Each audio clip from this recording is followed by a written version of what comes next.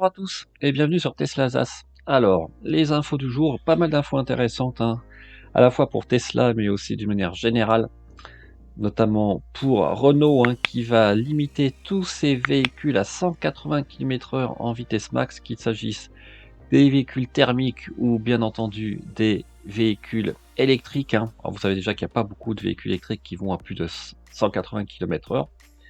Les Tesla sont plutôt généralement une exception. Mais cette fois, ça s'applique aussi pour les futurs véhicules thermiques de Renault. La Mégane E, elle, sera carrément limitée à 160 km/h. C'est quand même un changement de culture. On avait toujours dans le passé plutôt les performances des voitures qui étaient mises en avant. Ben là, non, ça sera plus ça. Maintenant, ça sera plutôt le confort, les fonctions de conduite, les de sécurité active notamment, et surtout l'autonomie.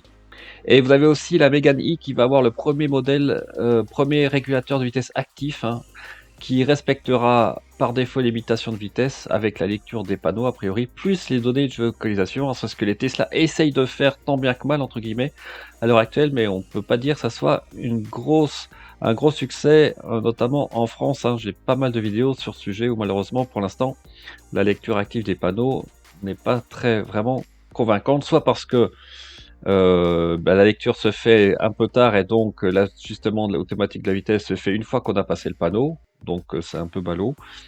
Ou alors, l'ajustement ne se fait pas tout seul et il faut appuyer sur le commodo. Alors évidemment, ce qui précise aussi sur Caradisaac, c'est que Volvo fait déjà ça et a bridé toute sa gamme en 2020.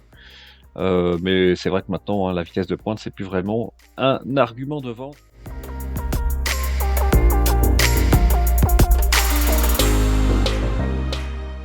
L'autre info importante, c'est aussi Waze, notamment, pour lequel on ne pourra plus signaler certains contrôles de police à partir du 1er novembre 2021.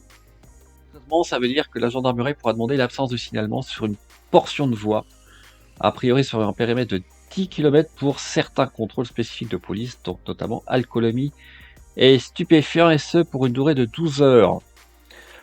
Donc honnêtement, moi, ça me choque pas tant que ça, mais reste à voir. Voilà, c'est toutes les applications vont appliquer cette nouvelle requête à venir de la part des autorités à partir du 1er novembre.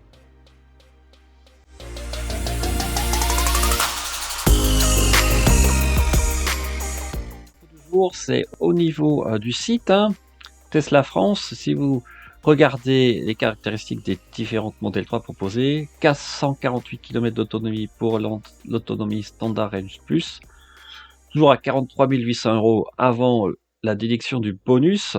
Eh bien, regardez bien ce qui se passe pour la grande autonomie. L'autonomie augmente à 614 km et on est à 567 pour la performance. Donc concrètement, ça veut dire que le pack de 82 kWh est plus que probablement disponible maintenant sur la grande autonomie et pas que sur la performance, ce qui permet un allongement de l'autonomie qui dépasse maintenant les 614 km avec la norme WLTP, donc c'est plutôt une très bonne nouvelle, et ce qui pourrait justifier aussi d'une certaine façon l'augmentation de 1000 € qu'on a connue il y a quelques semaines de cela. Alors, la mauvaise nouvelle par contre, c'est que si vous regardez maintenant, que ce soit pour l'autonomie Standard Range Plus, ou si on regarde aussi pour la grande autonomie, eh bien sur le site Tesla France, je n'arrive plus à trouver l'option, le crochet d'attelage, vous savez, qui était je crois à 1350 €, eh bien il n'est plus disponible. Bien. Donc ça, c'est plutôt une mauvaise nouvelle. Si on regarde pour la modèle Y, modèle Y qui est toujours donné à 505 km d'autonomie WLTP, par contre, vous voyez, ça fait comme une sacrée différence avec la grande autonomie en modèle 3. Là, on a plus de 100 km de différence.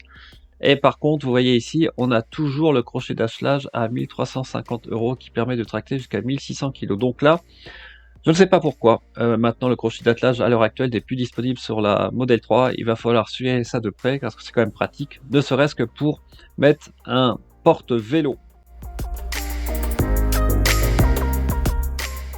Alors concernant le déploiement du superchargeur, grâce à Bob Jouy notamment, on a des nouvelles, et c'est pas vraiment des bonnes nouvelles hein, par rapport au planning. Concrètement, d'ici la fin juin, on n'aura que 3 superchargeurs mis en service contre 10 annoncés.